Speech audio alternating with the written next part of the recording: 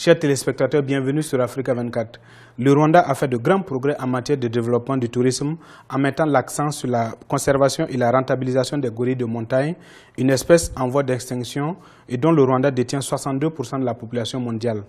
Dans le cadre de ces efforts de conservation, en début de l'année 2018, le pays des 1000 collines a reçu 27,8 hectares de terre pour agrandir l'habitat des gorilles de montagne offert par Africa Wildlife Foundation.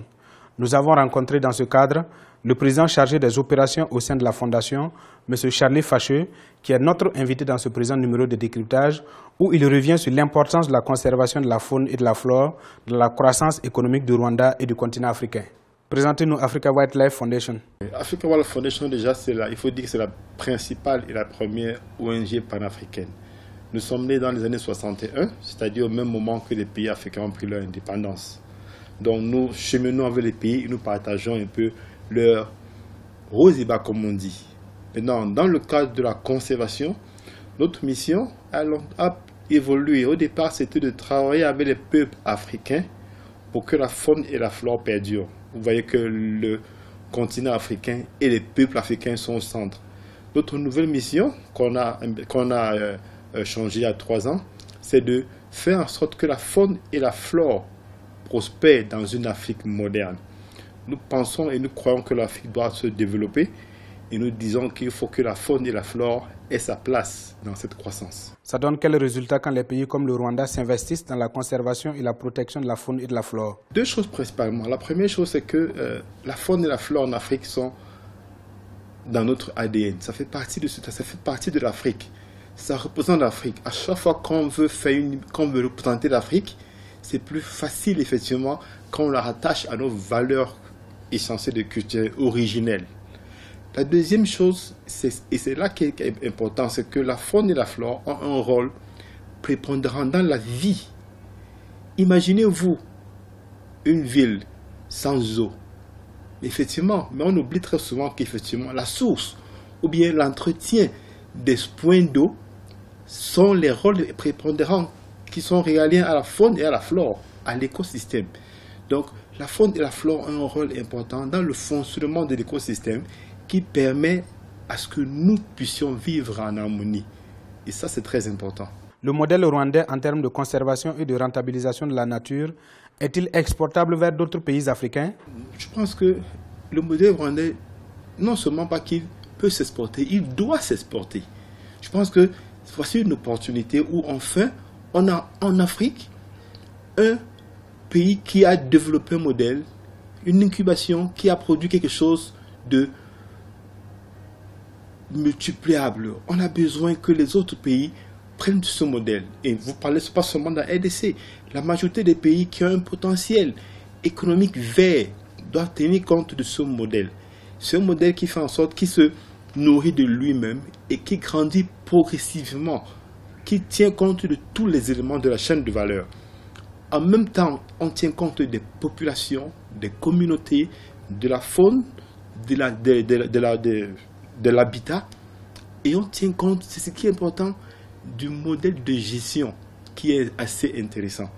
Un exemple simple, par exemple, le Rwanda, c'est l'un des rares pays où les revenus du tourisme sont distribués au niveau des communautés à un pourcentage de 10%. Ça, c'est assez important. Et le fait que ce revenu soit distribué fait en sorte que les communautés reçoivent quelque chose de tangible et intègrent la conservation ou bien la faune et la flore comme des produits qui contribuent à leur bien-être. Et de ce fait, la protègent. Vous avez octroyé 27,8 hectares de terre au gouvernement rwandais pour l'agrandissement de l'habitat des gorilles. Quel est le sens de ce geste? Ces 27 hectares, c'est une superficie qui est clairement à la frontière actuelle du Volcano National Park. Il faut déjà dire que les gorilles de montagne, c'est un emblème pour l'Afrique. C'est l'une des rares espèces qui a vu sa population s'accroître, alors que les autres espèces clés, comme les éléphants, les lions et les rhinocéros, sont en train effectivement de diminuer.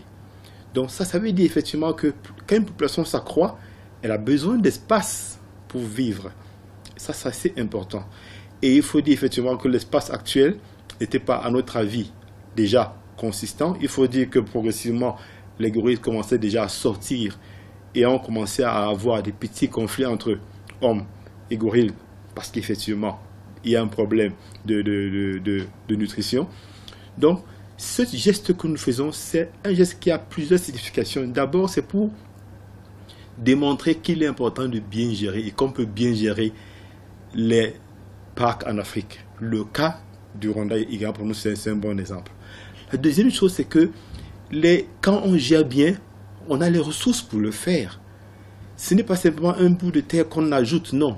C'est un espace qui va servir à accroître la mobilité des gorilles et qui, on espère, et nous pensons, va également permettre d'accroître les revenus au niveau du tourisme, qui, on l'espère également, va permettre d'accroître les revenus au niveau des communautés. Vous voyez, c'est un processus qui a été participatif où les communautés, où tout le monde a été vraiment partie prenante. À l'heure où le changement climatique s'impose comme l'un des problèmes les plus préoccupants de la planète, pensez-vous que votre modèle soit le chemin à emprunter dans le combat contre ce phénomène?